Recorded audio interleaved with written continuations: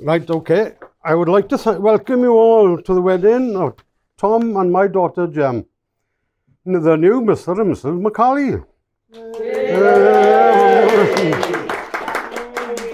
Tom has been a part of our lives now for about 10 years. So this day has been a long time coming, Tom. I'd like to read you all a poem called To My Daughter on your wedding day. My daughter, oh, what a truly beautiful person you are, Gem. You have become I'm grateful you have found a man with whom you can unite and become as one. When you've done that, then all of you. Although your life will be bold and sorrow and pain and laughter, I wish for you health and truly happiness, today and forever after. I feel only happiness for you on this day, but my heart is torn in two.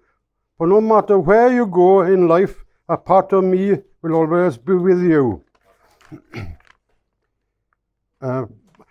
Please join me now in wishing the newlyweds the best in their marriage, and raise your glasses to Mr. and Mrs. Macaulay.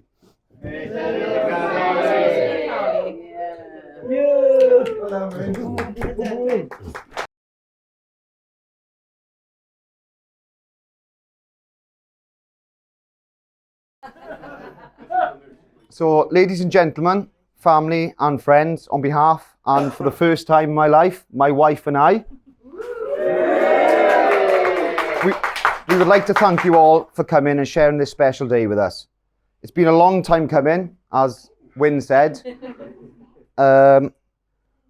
There was a holiday. We went to get married in Iceland. That never happened. There was a yurt farm in Llanboidi. And then unfortunately,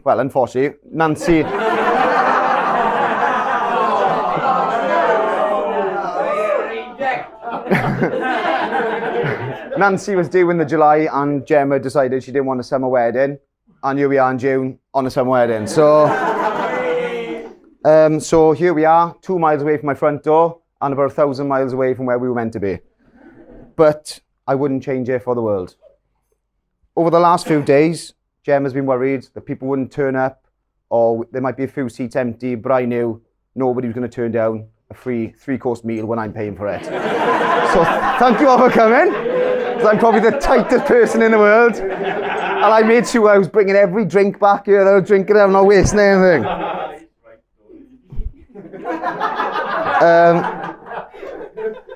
I'd like to thank Chopper for actually staying for more than 2 pints, because on the stag do, he came to one pub and had 2 pints, and that was it for 4 days. So tonight we come to one pub and he's had 3 pints, so well done, Chopper, thank you very much. I'd like to raise a toast for those, as you've seen, we've got photos of family that aren't here today, so I'd like to raise a toast to those that are no longer with us. I'd like to thank my parents and Gemma's parents for everything that they do for us.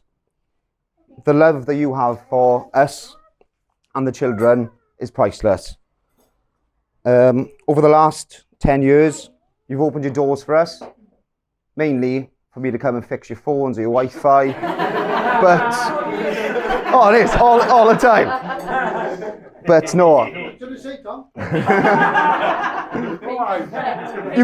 You came to me this morning, hey Tom, got a new phone? No, I'm not setting up for you. It's my wedding day. Leave me alone, like.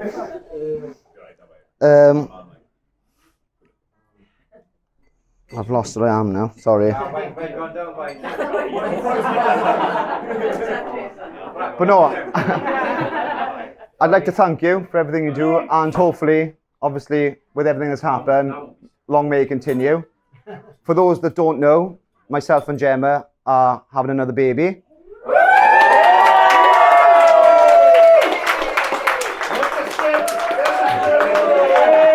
So tonight, Gemma's eating for 2 and I'm drinking for 2. Brilliant.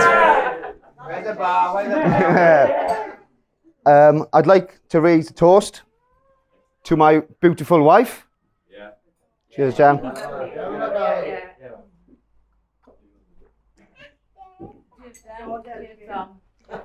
I'd like to thank her for putting up with me for this long.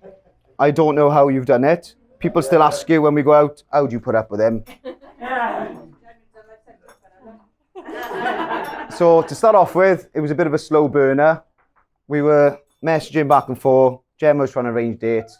I was avoiding them. There was one instance where we were meant to go to the cinema, and I told her that I was busy helping my gran with a bit of gardening. About 2 hours later, myself and Michael popped into my friend's shop just to get a little drink and have a chat. And who's standing by the till? Gemma. I walked in, I thought to myself, oh, I've got nowhere to go here now. She's standing there smiling. To this day, she goes, do you remember that time when you bombed me off for Michael to go play tennis? And I was like, yeah. She still reminds me, but she's still here. Fair play to her.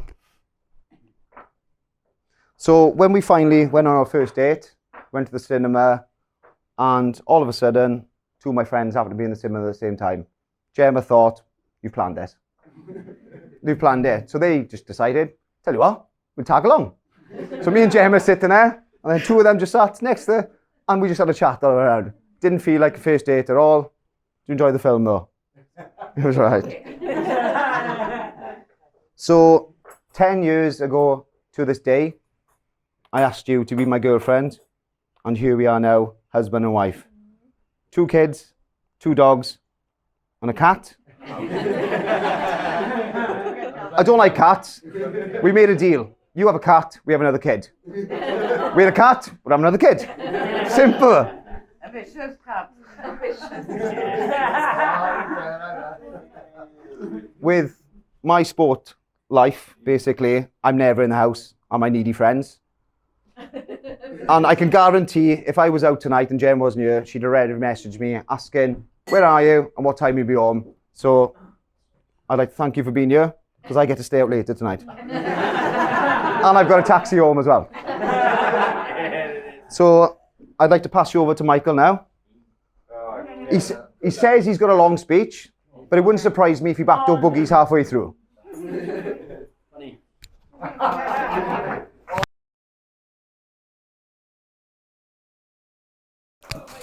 Oh, that's tough. That. It is quite long actually, guys. But I'll try cut it down actually. Firstly, I'd like to say what a lovely day we've had. That wedding, was touch and go at the start. Rain first of all, but then obviously me and Christian had to pull a hero mission and go get Gem. But it turned out lovely. What a lovely day. Gem, you and the girls, you look beautiful. Tom scrubbed up all right, didn't he? He was all right. He was all right. Right, let's start this speech then. Right, first of all, I was reading a book recently. Gary's laughing. Yes, I can read. Right. It was like a self-help kind of book, like a rules for life kind of thing, positive thinking. And one of the rules that stick out for me was one of these rules for life. It said make friends with people who want the best for you. But obviously with Tom, I had no choice in the matter at all. So when we were younger, our parents were like drinking buddies. So in the pub up the road. So the Colliers, yeah. So we'd be up there. Me and Tom would be babies. Upper Colliers, way upper Colliers. Yes. Right. So we didn't really have a choice, right? We were kind of bonded together from kids, but me and Tom, we quickly became quite inseparable actually. So like every summer holiday, we'd be together flat out. 6 weeks school holiday. We'd either stay in my house or we'd stay in Joy's house. Literally every day is 6 weeks we'd be together. So if we stayed in Tom's house, I kind of had to put up with sleeping on a plastic sheet for a while. I'm not going to say why, but you can obviously kind of guess. But that was all right because I was terrified of the dark. So it was kind of like one of these things, like tit for tat. So we'd do everything together. We go trick-or-treating every year. I think Reese was there some of the years. We'd absolutely rinse all the houses. All the old women up the road, we'd have them. Also, me and Tom used to go Christmas caroling. So like never planned it. Me and Tom would be like, right, we're gonna get some money today, and we'd know the old ladies down the street that would pay us money, and we'd walking up to the house and be like, right, what are we gonna sing then? Yeah, which one's first? And we just knock on the house. I can't even think of a Christmas carol right now off the top of my head, but we'd sing them and we'd get money, you know, that kind of stuff.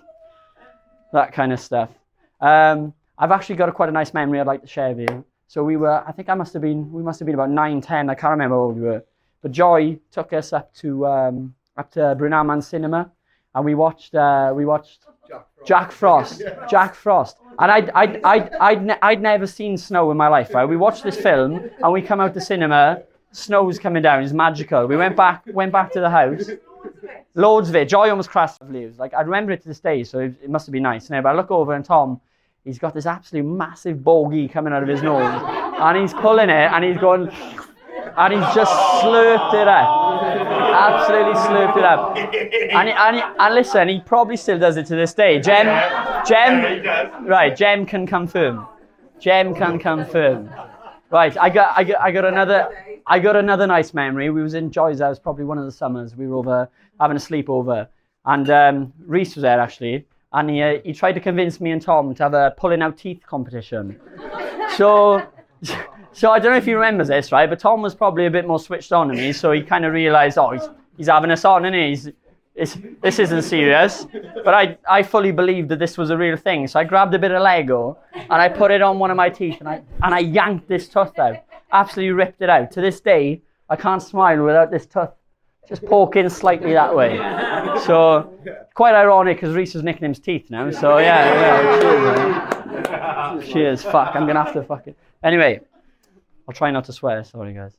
Right. So everyone who knows Tom knows he was a very sensitive kid when he was younger, and that's putting it quite nicely. Actually, he was a pretty sensitive kid. Yeah, I was actually quite touched today to see Tom crying as Gemma and the kids walked in. That was really nice because he's kind of stone cold these days, but that had him, and that was nice. Actually, can we have a clap for that? That was nice.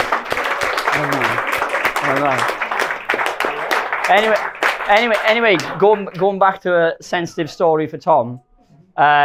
So when we used to play football, Sarum football team, we were kids, whatever. We were about 9, 10, something like that. Presentation night up at Welfare Hall, something like that. I can't remember what it was, but there was karaoke. And to be fair to Tom, because I didn't want to go up and sing. I wanted to, but I didn't have the balls really to do it. But Tom put his name forward, and he went up and he sang quite a famous karaoke song. Now it's famous for my life and his life. What was the song, Tom? Enrique Iglesias, I Can Be Your Hero, right? So listen, so he sung it. Fair play to him because I wouldn't have done it. He done it. Kids can be quite cruel, like actually, right? So he's about 9 years old. So Tom's up there. I can be your hero, baby, something like that. Everyone's laughing. Tom's bawling. He's crying his eyes out. And he actually ran home. Like no one knew where he went. He ran off the stage, run all the way home. But I've got to give it to him because I wouldn't have done it. You know, he had. his cap on it and he kept it going down. Yeah, something like that. Conscious of time here, but yeah, that was nice. Sensitive kid. But as I was about to say, if you guys have been, if anyone's had a friendship as long as me and Tom have had, you know, it's been, God, well, 32, 31 years old, whatever. It's you've got to have things in common, don't you? You know, there's got to be things that kind of like bond you. So two great things that have bonded me and Tom over our friendship is going out, drinking. Reese knows the first one. Second one, sports. So I'll speak more about the sports. So well, no, hey, got it. Cheers. Football's coming.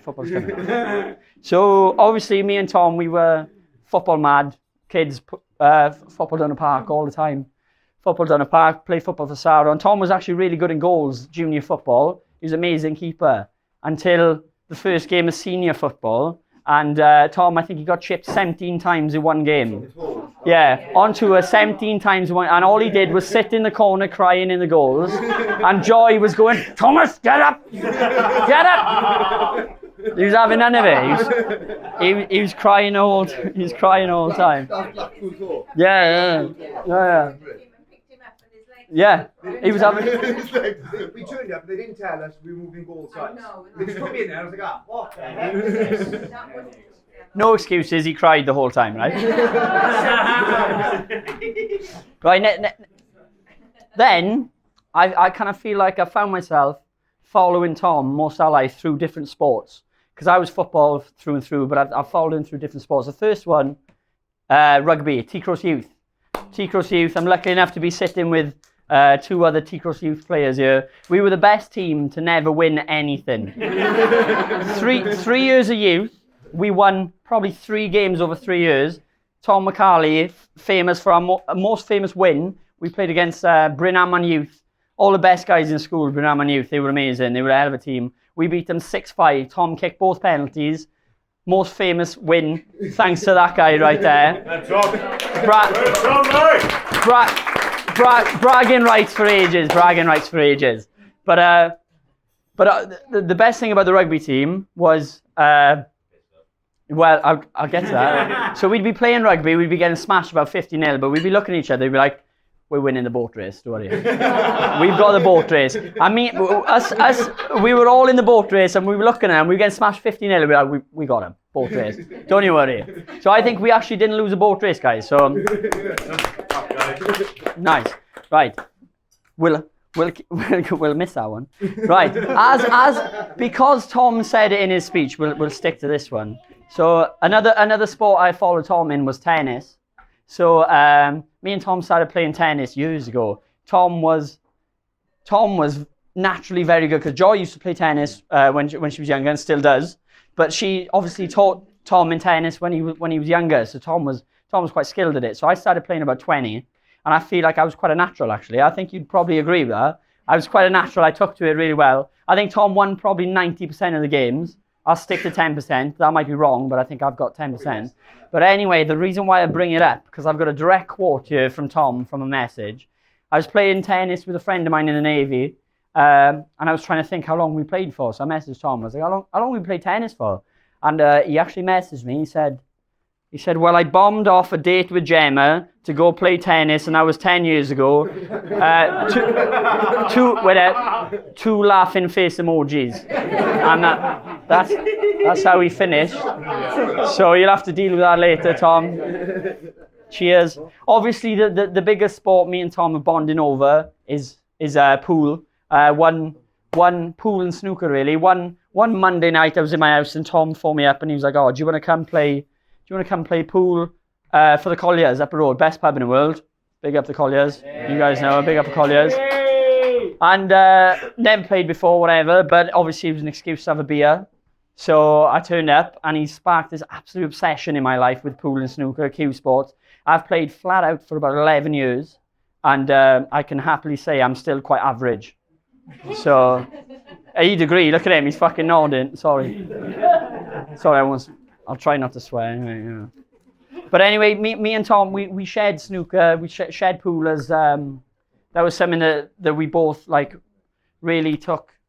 Really, I'll push through it. We really enjoyed pool and snooker, and it was something we bonded over. That's what I was about to say, because me and sorry, Joy, do you want to come up here?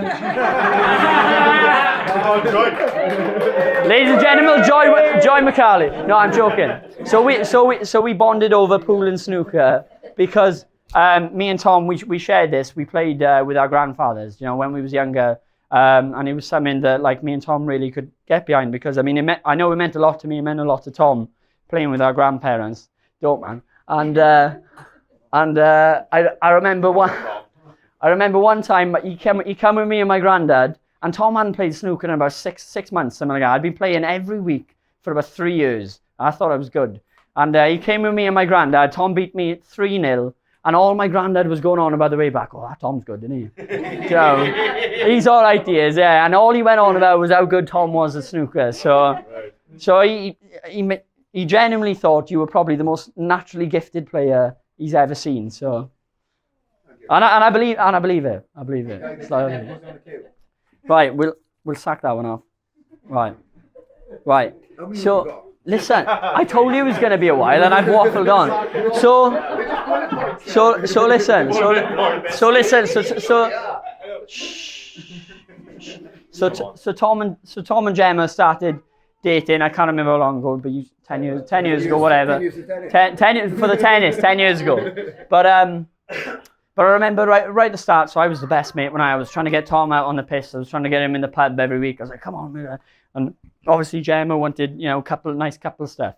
We'll go out, we'll go do these couple of things. You're not going to the pub, we're doing this, whatever. And there was a bit of friction, whatever, at the start. But I think, but if we look at each other right now, we can both agree, you can kind of have him, can you? Do you know what I mean?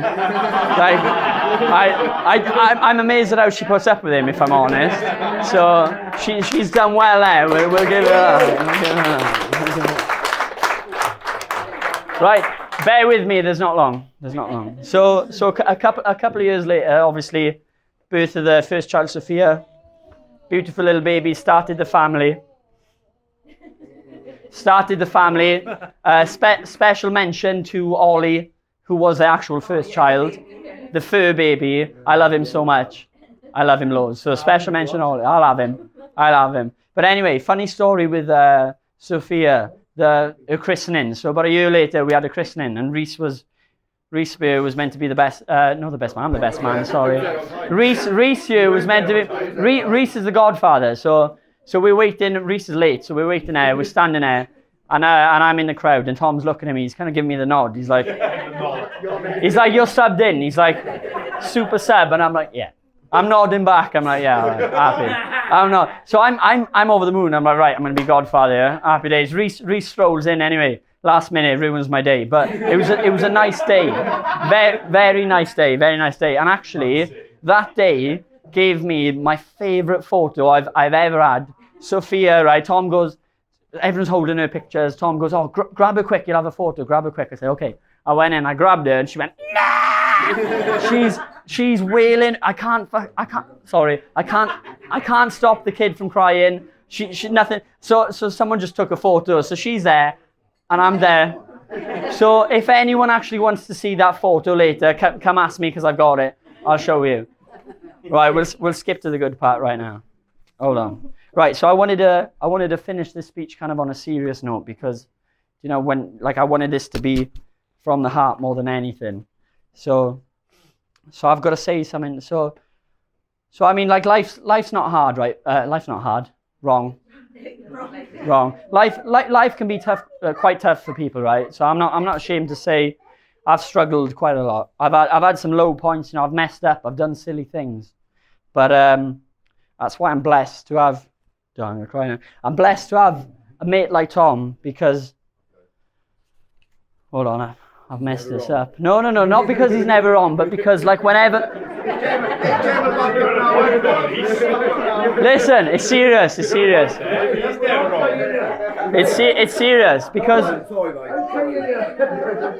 serious because whenever I feel like I've tripped, I've fallen, I've done bad things.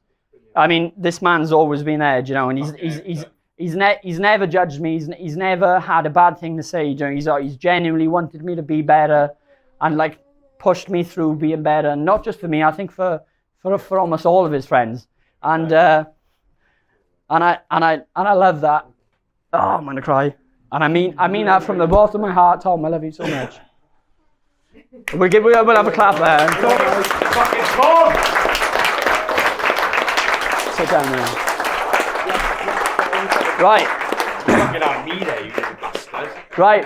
We've gone on enough. I've missed about 5 of these, so if you guys would join me in raising a glass to a beautiful couple, a lovely family, and just to paraphrase Tom's favourite Spaniard, Tom, you can be my hero, baby. Thank you. Tom and Gemma.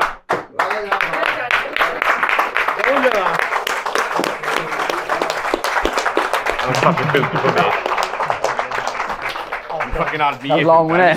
That was long, wasn't it? You fucking had me. You fucking tell me you fucking teasing back there.